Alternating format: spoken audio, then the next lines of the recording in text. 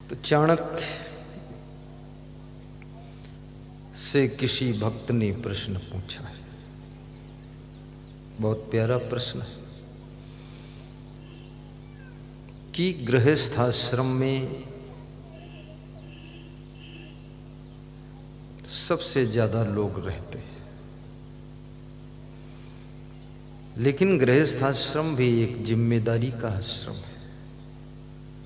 ऐसा नहीं कि शादी कर लिया इधर उधर घूम रहे हैं, नहीं, जिम्मेदारी का आश्रम है। हमारे वेद ऋषियों ने मुख्य रूप से 4 आश्रम बनाए हैं। प्रथम ब्रह्मचर्य आश्रम,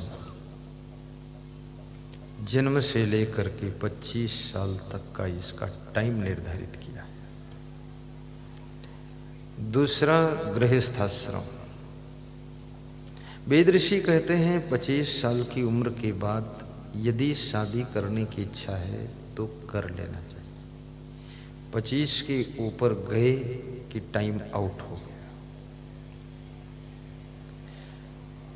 अब हिंदुस्तान के कितने लोग तो इतने विचित्र हैं, 70-80 साल की उम्र में भी शादी करते हैं। वो वेद ऋषि के ऊपर लवेद ऋषि है।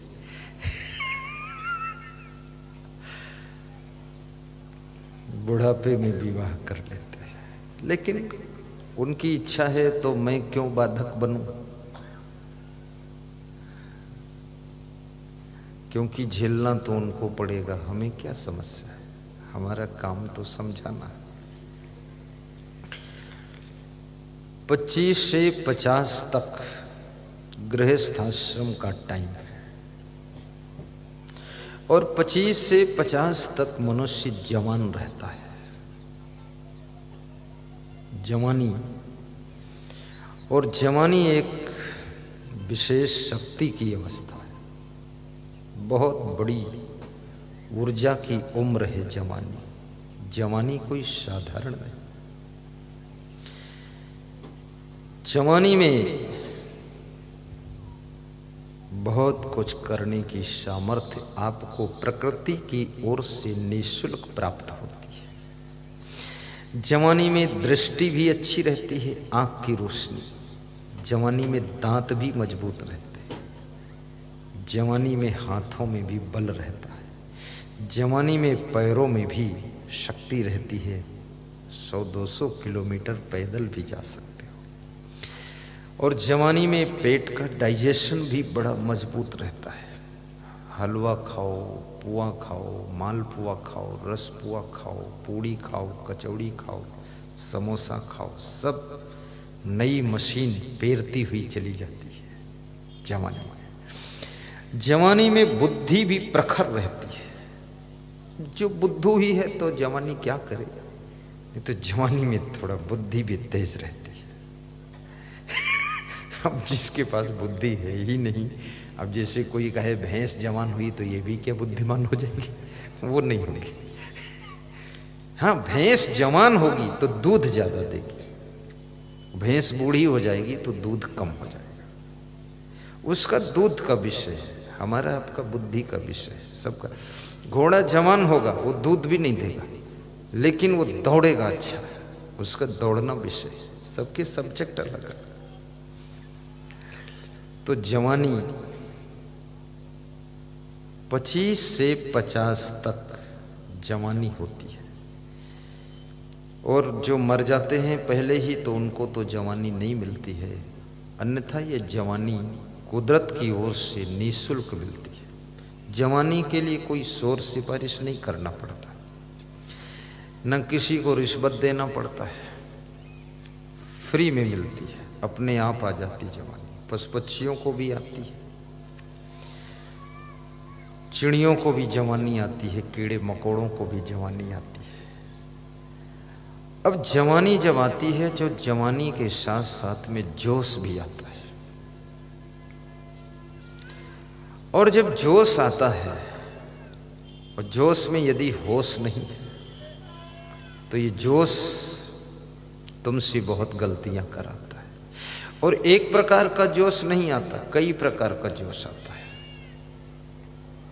थोड़ा क्रोध का भी जोश आता है, गुस्सा, सनक भी रहती है, ऐंठ भी रहती है, अहंकार का जोश आता है, वासना का भी जोश आता है। कुछ लोगों के अंदर कर दिखाने का जोश आता है। बहुत से लोग मुझको ऐसे मिले, जवान लोग, लड़के लड़कियां जो जवानी में एंट्री कर रहे थे, तो उन्होंने कहा कि हम दुनिया से कुछ हट के करना चाहते हैं। तो हमने कहा मना कौन किया है, करते क्यों नहीं? बोले आपका आशीर्वाद चाहिए। तो मैंने कहा आशीर्वाद है, कितना हट के करना चाहते? बोले दुनिया से कुछ हट के करना चाहते, कुछ अलग करना चाहते। तो मैंने कहा अलग क्या करोगे? अलग बचा क्या जो करोगे? जो दुनिया में हो रहा उसी में कुछ तुम भी करोगे। वो बोलते अलग करेंगे। अलग वलग तुम क्या करोगे? इस दुनिया में सब कर रहे हैं, उसी में से कुछ कार्य आप चुन लीजिए। अलग हट के करना चाहते हैं, कुछ हट के करना चाहते हैं। मैं तो कहता हूं पूरा हट के करो, कुछ क्यों हटोगे? और अलग करना चाहते हो, अलग क्या करोगे? अपने पिताजी के साथ जुड़ कर कीजिए, माँ के साथ जुड़ कर कीजिए, सास ससुर के साथ मिल कर कीजिए, अपने गुरु के साथ में सट करके कीजिए। अलग सब लोग अलग अलग अपनी अपनी ढपली, अपना अपना राग, तो फिर वो म्यूजिक कहाँ बनेगा? इसलिए थोड़ा जुड़ के भी कर। जैसे पेपर निकलता है, इसमें कितने पत्रकार जुड़े हुए हैं? बहुत पत्रकार जुड़ते हैं, तब वो पेपर तैयार होता है। अब कोई एक पत्रकार सोचे हम अलग अपना निकालेंगे, अकेले ही रहेंगे, उसमें किसी दूसरे पत्रकार को ज्वाइंट ही नहीं करेंगे, वो चलने वाला ही नहीं। क्योंकि इतनी बड़ी दुनिया का समाचार सब इकट्ठा कैसे करोगे? इसलिए हट के नहीं, सट के काम करना है, जुड़ कर करना और बड़ा करना है। धीरू भाई अंबानी भी कहते हैं, अच्छा सोचो और बड़ा सोचो, समय पर सोचो, क्योंकि विचारों पर एकाधिकार नहीं है। अगर सोचने में तुमने देर कर दी तो दूसरा कोई तब तक सोचकर डिसीजन ले लेगा तो तुम पीछे रह जाओगे। इसलिए थोड़ा समय पर भी सोचो। हर चीज का एक वक्त होता है, और उस वक्त पर आपने नहीं सोचा, डिसीजन नहीं लिया, वक्त निकल गया। जैसे गेहूं बोने का भी एक वक्त है, वो गेहूं बोने का समय निकल गया। अब तुम अप्रैल में गेहूं बो तो कैसे होगा गेहूं? गेहूं को यहां क्या कहते? पीसी कहते कि गेहूं है? गेहूं, गेहूं का समय बस नवंबर में बो दीजिए, अक्टूबर लास्ट में बोना शुरू कर दीजिए। एमपी के लिए, यूपी के लिए नवंबर लास्ट शुरू करिए, दिसंबर में बो दीजिए, वहाँ दिसंबर में बोया जाता है सब। लेकिन हर चीज का समय होता है। संन्यास भी लेना है तो संन्यास का भी समय है। 80 साल के बुढ़ापे में संन्यास लेने का कोई अर्थ भी नहीं। मेरे आश्रम पर एक बिहार से संत आए तो बता रहे थे, मैं लेक्चरर था, इंग्लिश पीटीआई टीचर। तो मैंने उनका शरीर देखा तो मुझे बड़ा आश्चर्य लगा कि ये पीटीआई टीचर है तो इसके शरीर में तो पेट ही पेट है सर। बहुत बड़ा पेट था उनका, चल भी नहीं पाते थे, और उनकी उम्र भी मुझसे थोड़ा सा छोटी ही थी। तो मैंने गुरु जी से कहा, ये संत जी आए हैं, आपके पास रहेंगे, आपकी सेवा करेंगे। तो मेरे गुरु जी हंसे, वो 99 साल, वो बोले ये मेरी सेवा करेंगे, उल्टा इनको मैं इनकी सेवा करूंगा तभी बनेगा, ये तो इतना उठ ही नहीं पाते। शरीर बर्बाद कर दिया है। सन्यास में सफलता भी आप बचपन से इधर रुझान कीजिए और 21 साल की उम्र से लेकर 18 साल की उम्र से लेकर 25 साल की उम्र तक सन्यास में प्रवेश कीजिए। विवेकानंद कम अवस्था में ही सन्यास में आए थे। जगतगुरु शंकराचार्य 9 वर्ष की उम्र में सन्यास लिया था। मैंने 21 साल की उम्र में सन्यास लिया। इसका भी एक उम्र है। 80 साल में सन्यास लो, दिखाई भी नहीं पड़े तो टिमरनी में प्रवचन कैसे सुनूंगा। उम्र है। तो 50 वर्ष से लेकर 75 वर्ष का टाइम वेद ऋषियों ने कहा है कि ये वानप्रस्थ आश्रम है। वानप्रस्थ किसे कहते हैं? वन में प्रस्थान कर जाओ। 50 साल की उम्र हो जाए तो पति पत्नी वन में चले जाओ। इसका क्या यही अर्थ है? नहीं, ये अर्थ नहीं। वानप्रस्थ का अर्थ होता है पति पत्नी दोनों घर में रहो, लेकिन वनवासी की तरह रहो।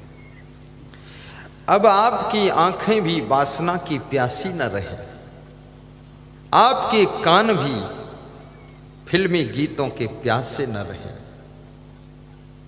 अब आपका जीवन वानप्रस्थ का अर्थ है वनवासी जैसा हो, घर ही को वन मान करके अब घर ही में वनवासी की तरह रहकर अब ज्यादा बहू को भी डांटो मत। वक्त चला गया है, सरकार बदल गई है, अब बहू का शासन आ गया है। शिवराज नहीं है, कमलनाथ है। सासू का शासन समाप्त हो चुका है। अब नई बहू आकर वो सासू बनने की उम्मीदवारी में चुनाव लड़ रही है। वो बच्चे को जन्म देगी, बच्चा बड़ा होगा, उसकी शादी होगी, वो सासू बनेगी। और जब तुम्हारी बहू सासू बनने लग जाए तब तुम समझ लेना अब मैं रिटायर सासू हो गई हूँ। अब बस सिलेंडर होकर रहो, ज़्यादा खुदुर बुदुर मत करो, नहीं तो उस घर से निकाली भी जा सकती हो। हाँ, घर निकासी हो गई बहुत लोगों की। गम खाकर रहो। और कोई मंत्र मालूम हो या न मालूम हो, जैसे लोग बोलते हैं ना सुबह शाम थोड़ा मंत्र जपो, दूसरा मंत्र आता हो ना आता हो तुम्हें, लेकिन एक मंत्र सीख लो। अपने बेटे बहू की प्रशंसा का मंत्र थोड़ा जपा करो, गुणगान कर दो, बेटा अच्छा है, बहू बहुत अच्छी है, ये बहू साक्षात लक्ष्मी का रूप है, भले ही वो साक्षात चंडिका देवी है। क्या बात है। ज्यादा झगड़ा बढ़ाने से भी कोई फायदा नहीं, गम खा के रहे।